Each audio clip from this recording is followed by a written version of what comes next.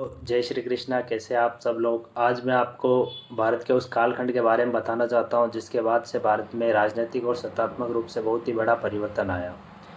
1166 का समय था जब पृथ्वीराज चौहान का जन्म हुआ और 11 साल बाद ही 1177 में वह दिल्ली के शासक बने। उसी समय मोहम्मद घोरी, जो कि गौर साम्राज्य का सुल्तान था, वह भारत को हथियाना चाहता था क्योंकि भारतीय संपदा पर उसकी शुरू से ही बुरी नज़र थी।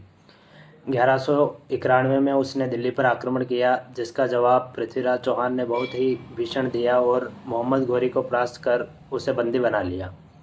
किंतु मोहम्मद घोरी ने घास का तिनका मुंह में लेकर पृथ्वीराज चौहान से क्षमा याचना की, जिसके बाद पृथ्वीराज चौहान ने उसको माफ़ कर दिया। किंतु एक साल बाद ही मोहम्मद घोरी ने पुनः सेना एकत्रित की और 1192 में पुनः दिल्ली पर आक्रमण किया। इस समय पृथ्वीराज चौहान के जो सेनापति प्रताप सिंह थे वह मोहम्मद घोरी से जा मिले और रात के समय में यह हमला था। इस कारण पृथ्वीराज चौहान की सेना इस हमले का उचित प्रत्युत्तर नहीं दे पाई और हार का सामना करना पड़ा, जिसके बाद मोहम्मद घोरी पृथ्वीराज चौहान और उनके दरबारी कवि चंद्रवरदाई को बंदी बनाकर गौर साम्राज्य लेकर चला गया।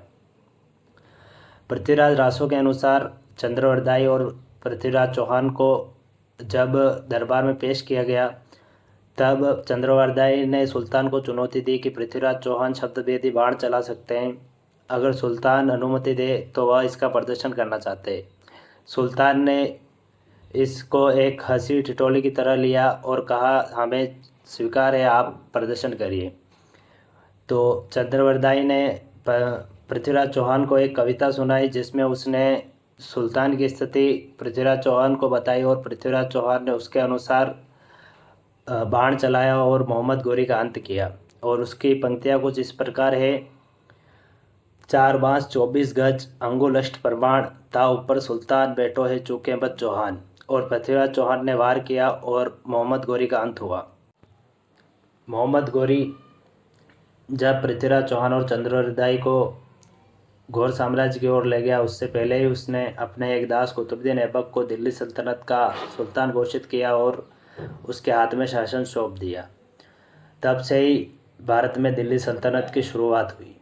अगर आपको यह जानकारी अच्छी लगी हो तो वीडियो को लाइक करें, कमेंट करें, शेयर करें और प्लीज़ चैनल को सब्सक्राइब करें।